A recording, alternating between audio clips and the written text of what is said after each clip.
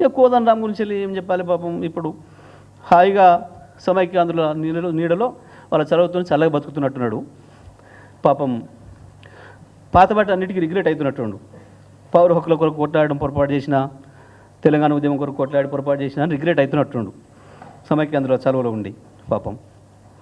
లేకపోతే కోదండరామ్కి నిన్న వేసుకొని ఉరికిండు కానీ గీ దాడులు కనపడలేదా? ఇక తెలంగాణ అమ్మాయిలు కొండారెడ్డిపల్లి పోయినరు దాడి చేయడానికి. మీరు ఏమన్నా ఆయుధాలు పట్టుకొని పోయిందా? మీ ఊర్లో అందరికీ రుణమాఫీ అయిందా అని అడుగుతామని పోయింది.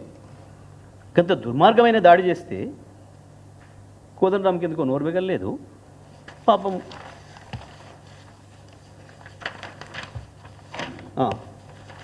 ఈ బాబు ఎవరు? శంకర్. సో ఆ పిల్లవాడు కూడా ఛానల్ ఏదో యూట్యూబ్ ఛానల్ పెట్టుకుని నడుపుకుంటుండు. గంత దుర్మార్గమైన దాడి చేస్తే కాంగ్రెస్ గూండాలు రేవంత్ సైన్యం పేరు మీద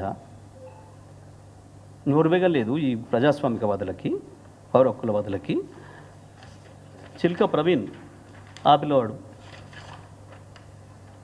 తను యూట్యూబ్ ఛానల్ ఏదో పెట్టుకొని నడుపుకుంటున్నాడు. ఎందుకో నోరువెగలేదు ఈ శాంతిదూతలకి, ఈ ప్రజాస్వామికవాదులకి, ఈ పత్రికా ప్రియులకి.